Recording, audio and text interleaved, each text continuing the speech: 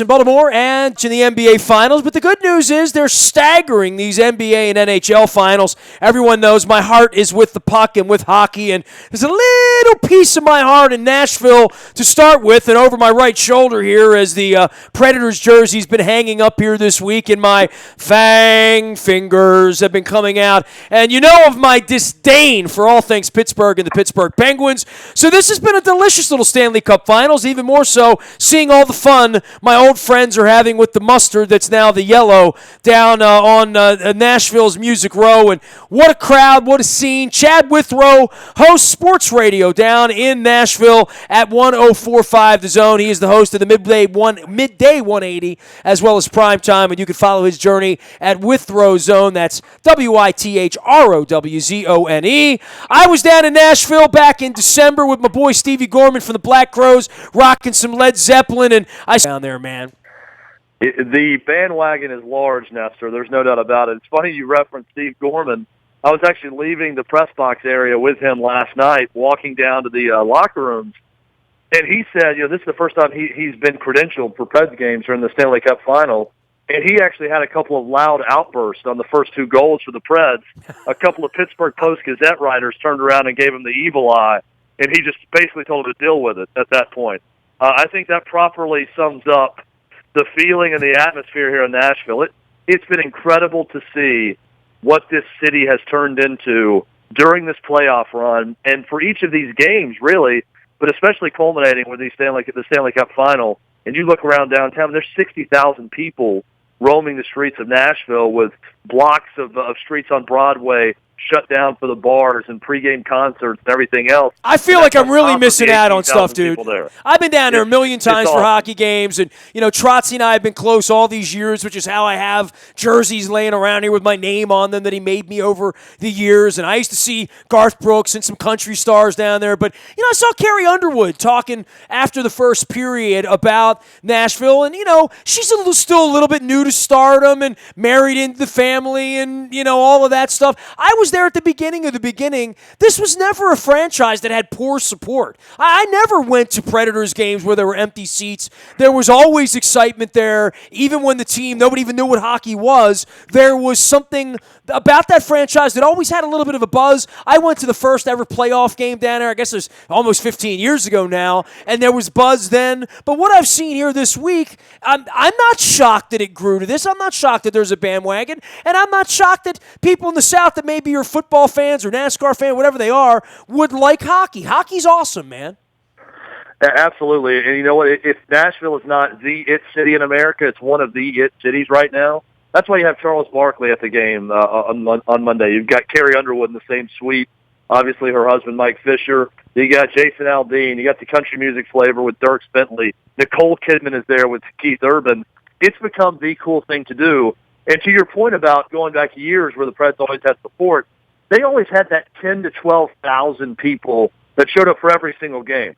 Now you've got this group of people as the bandwagon has grown, as the city has grown, to where suddenly it's the cool place to be, and people are trying to get in the building. And that's not a problem the Preds had years ago. It was always a cool event to be at because you had those diehards that were there no matter what. Now you've got all these other people fighting to get inside of that circle with the Preds.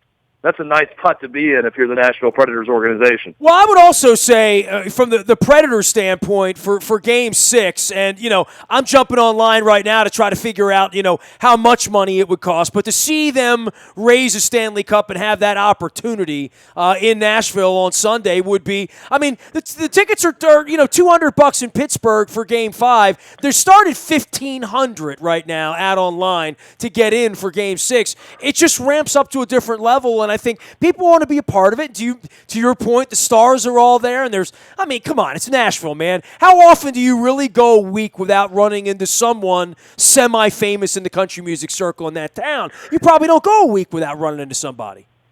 No, you're running into someone everywhere, and that's one of the great things about Nashville. Justin Timberlake recently moved here. Of course, Jack White moved here a few years back. There's a lot of celebrities that now have a home here. Sheryl Crow, not just country music people. But Nashville's one of those odd cities where you don't get bothered.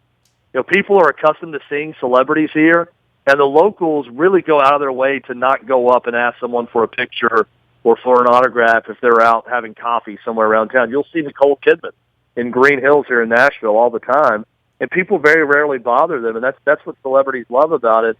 And there is this community feel to it. And Nestor, you're a hockey fan, as you said, so you get this. With hockey, there's this different sensory experience with the fan. And I've talked to a lot of Day One Predators fans here, and they will tell you that win in Game 6 over Anaheim to get to the Stanley Cup final, that they've seen some success with the Titans. They've seen success with their favorite college football teams. But nothing was as special as that win to them because of what this team went through, the threat to leave to go to Hamilton, Ontario, everything else they've witnessed.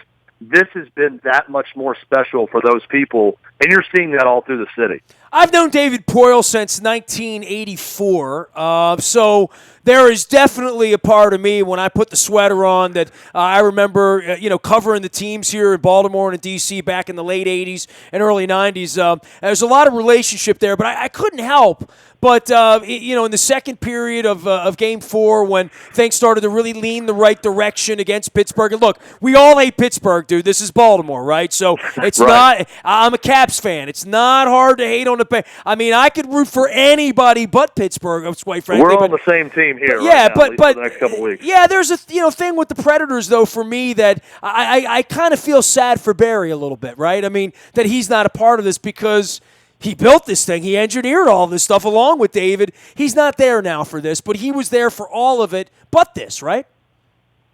Yeah, and people here in Nashville still love Barry Trotz. I mean, not only was he a great coach, he was the perfect coach for the start of this franchise. He was willing to get out in the community. He did a lot of things from a charitable aspect in the city. People still love him. We said a lot on our show. They've got this towel waiver, seventh man for the Preds each and every game. If Barry Trotz wasn't currently a head coach in the NHL, Barry Trotz would be the perfect towel waiver for the Preds.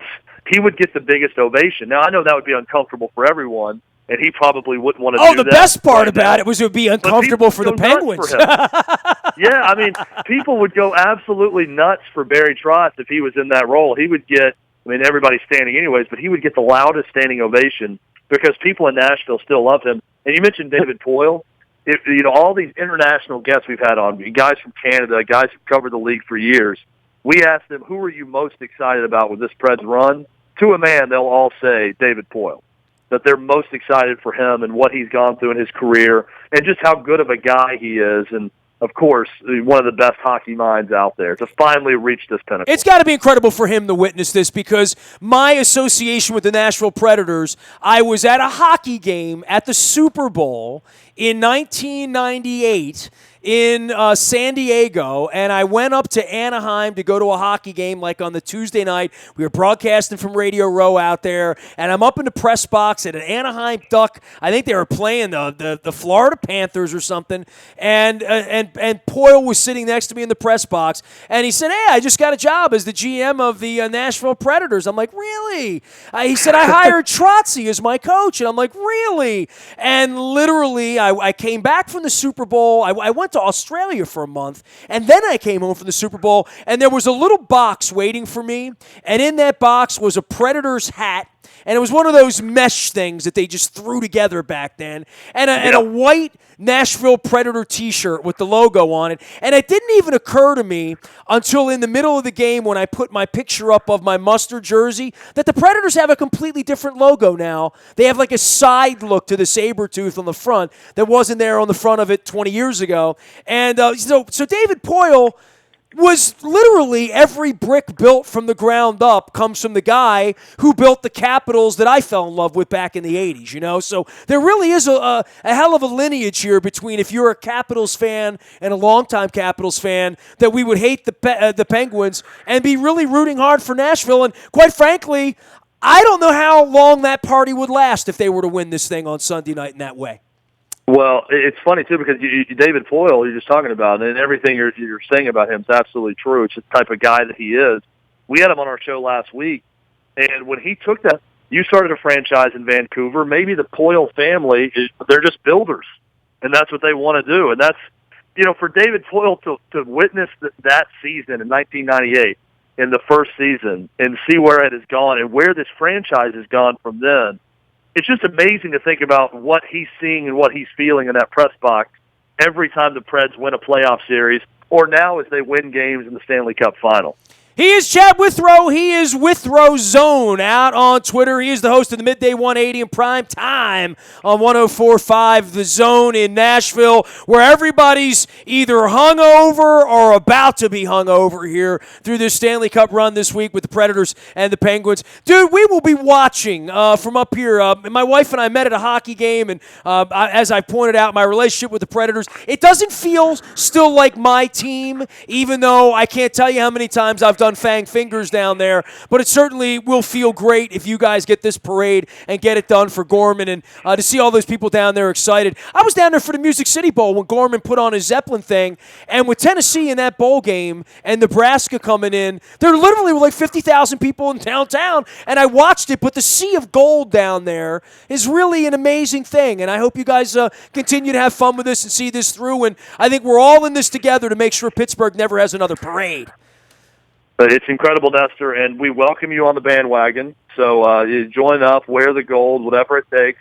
If you can somehow make it down for Game 6 on Sunday, we will welcome you with open arms. It's going to be quite the scene in downtown Nashville. Dude, don't tempt me. Don't tempt me. Come on down. Don't do that to Gorman, me. Your buddy Steve Gorman will be there. Come on. You know you want to. I do want to. Gorman said, I'll come on the show next week. And I'm like, dude, I after the parade, I want to hear what Gorman sounds like. He's done everything in the world but a parade, right? That's right, yeah. The parade is really the final step, I think, to cementing your legacy. So that's all that's needed for him. You know, Gorman's a Baltimore guy, so there's a little piece. When you're down there and he's hugging the Stanley Cup and all that stuff, there's a little piece of Baltimore that'll be right next to you, right? That's right. Absolutely. Great to have you on, Chad. Thanks for joining us and enlightening us. Good luck to you guys this weekend. Give Pecorine my best, right? All right, Nestor. Thanks, man. This has been fun. You got it. Chad Withrow Zone, host of the Midday 180 in primetime, down at 104.5 The Zone in the Nashville, or Smashville, as they like to call it down there. We're doing our trip down to Nashville in a couple of months. I'll talk some Titans with Chad later on, further on up the road, as they say. We'll do a little Titans and Ravens battle, and we'll be seeing them in November as well. And join us. It's a great town. The beer's cold. You don't even have to like country music, because I don't like country music. The little secret. They play rock and roll down there, as Stevie Gorman from the Black Crowes would tell you, and Trigger Hippie and all that good stuff. You can find me out in the Buy a Toyota Audio Vault 24 hours a day from anywhere in the world on your mobile device by downloading the TuneIn radio app. We do come in crystal clear from anywhere in the world, including Nashville and Knoxville and Memphis and anywhere else that you happen to be in, Tennessee, Rocky Top, and all that good stuff. I'm out on the internet as well. Facebook, Twitter, LinkedIn, Snapchat, Instagram, streaming live on our Facebook as well as our YouTube WNSTV channel.